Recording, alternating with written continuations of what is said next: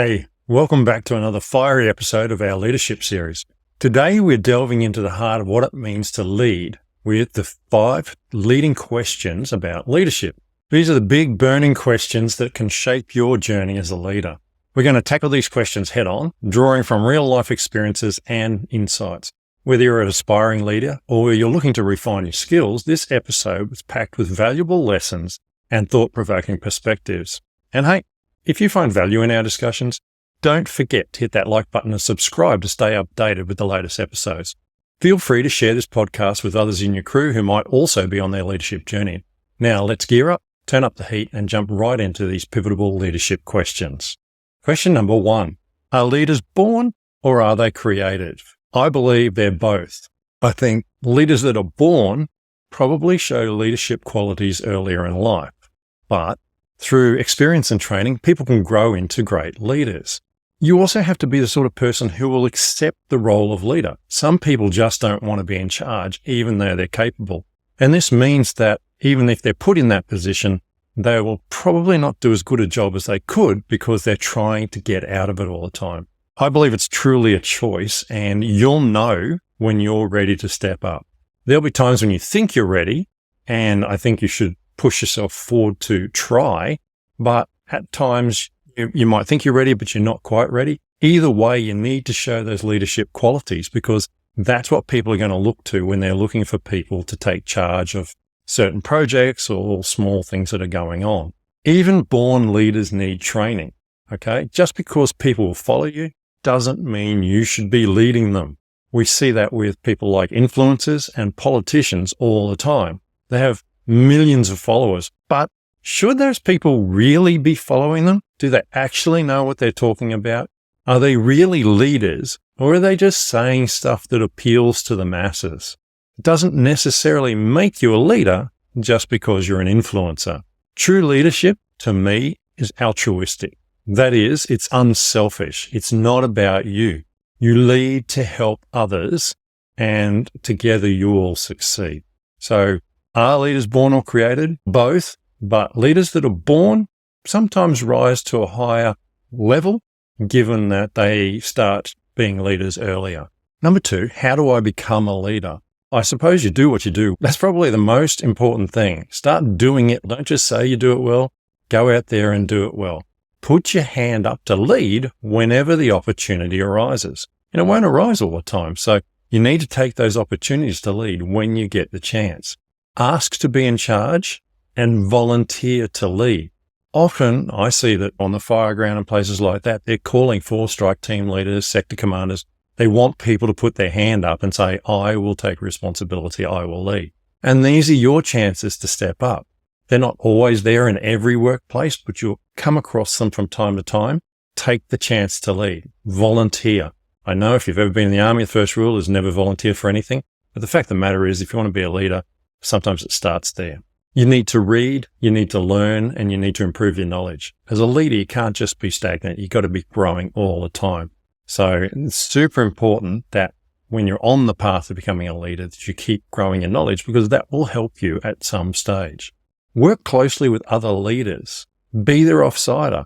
If someone says, I need someone to help me do this project, get in there beside them, give them assistance because this shows your leadership abilities to someone who's above you and gives them the idea of what level of capability you have.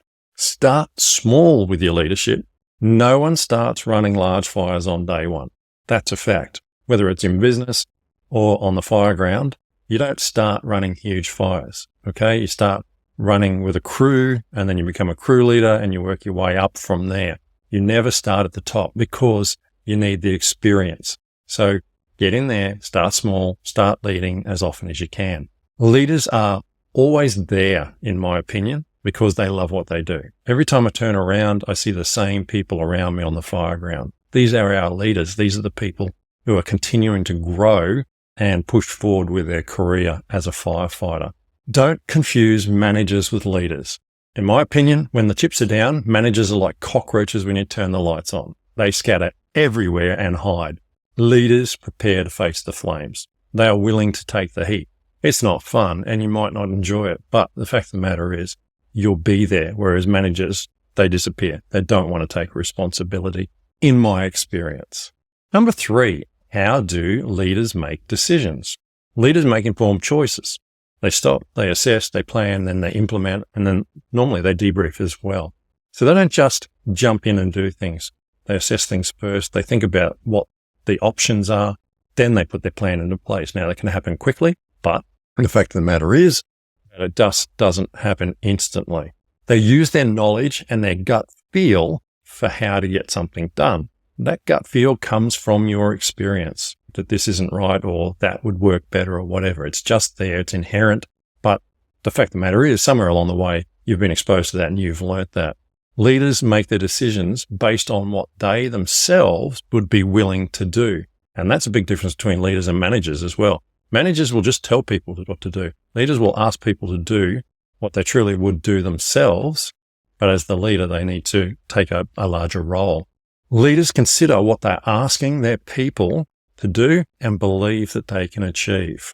They don't just drop stuff on people. Okay. As a leader, when you make decisions, you're considering the implications of that decision. And more often than not, you'll seek advice from qualified people. And it might only be quick advice, or has anyone got any input? What do you think about this? Anybody got an idea about how we might do this better? And if there's something, they can take it and consider it. If not, we push on with the plan. They ask if anyone else has information or wants to help in any way. So they're not just relying on their own information, although they can and will, but if they can get feedback to help make a better decision, they will take that. Number 4, can leaders be followers? Yes, if they believe the person above them is trustworthy and capable. I went into business myself because I was tired of working for people with less ambition that didn't care about what was actually happening in their businesses and put people second. Okay, that's what leaders do. Leaders hate to work for idiots. It's a terrible thing to say, but sometimes that's how you feel when you're in that position. But just remember that the idiot has had the guts to go out and run a business. If you're not prepared to do that, then don't criticize. Help fix the problems. Sometimes it's nice to be a follower, to jump back on a fire truck and just be one of the team chasing the action rather than just sitting in the background. And being in a leadership position can move up or down depending on what project you're working in, of course. And I also believe that it's really important for leaders to get back on the tools, to mix with crews, to mix with your co-workers, and to get dirty and to remember why you do what you do and maybe learn how you could do it better, because things change on the fireground, on the fire front, on the business situations. Everything changes from time to time. So you can see how you can get better at it. Why don't some leaders lead? They're scared. It's pretty simple. They're scared of failure, scared of success. They're scared of standing out. They're scared of making mistakes. They're scared of people saying stuff about them. And all these are legitimate reasons. There's nothing wrong with that. We all have that inside of us. When we lead, when we put ourselves out there, like I'm putting myself out here right now, I open myself up to criticism, and lots of it. But that's the price you pay for trying to lead in a field, whether it be in business or in life. It takes guts to be in charge. You're always going to be right for some people and you're always going to be wrong for others. You have to learn how to build the trust with the second group of people, because once they support you, you'll cement your place and they'll always want you in charge. It's not easy, but it's absolutely worth doing. Being a leader is hard, okay? At times, it's not worth the stuff that people put on you and put you through, but it's a choice that some people can't walk away from. Someone needs to step up and be in charge. It's who we are as a leader. What do leaders really do? I've finally come to my last question. I believe that the job of a leader is to manage chaos, to keep things running smoothly and to show where we're heading. It's not to do everything. The first thing you need to learn to do as a leader is actually to delegate, to give tasks to the best qualified person. They get to be leader and the job gets done properly. 95% of leadership, in my experience, is dealing with personalities. This person won't work with this person. I feel like such and such is always rude with me, etc., etc. Okay, you're there as the person that people can look up to, rely on, and know that you have their back. And you won't always get it right. You're going to stuff up, but deal with it and move on. A good leader surrounds themselves with an exceptional leadership team. There's an old saying in business that says, if you're the smartest person in the room, you're in the wrong room. It's true. As a leader, you need smart people around you. You need that feedback. You need that support. You also need someone to replace you when you move up or on or out.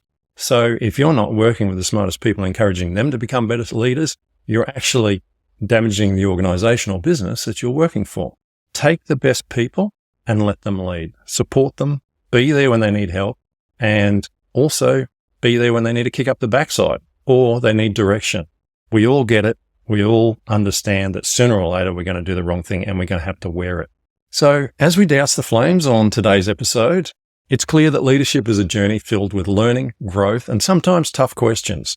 Whether leaders are born or made, the path to becoming a great leader involves embracing challenges, making informed decisions, and sometimes following as much as leading. Remember, it's okay to be a follower sometimes, to learn, to grow, and prepare for when it's your turn to lead. And for those times when you hesitate to step into a leadership role, know it's a choice that comes with its own set of challenges, but one that can be absolutely incredibly rewarding. Today, we've scratched the surface on what it means to be a leader. The real journey lies in how you take these insights and apply them to your own path. Leadership isn't just about managing chaos, although I believe that is the major thing that leaders do. It's about guiding others through it and coming out stronger on the other side. Thank you for joining me on this exploration of leadership. If you've enjoyed this episode, please subscribe and don't hesitate to share this podcast or the YouTube video that goes with it to someone who could benefit from our conversation. Until next time, keep nurturing your leadership flames and remember, run towards the flames.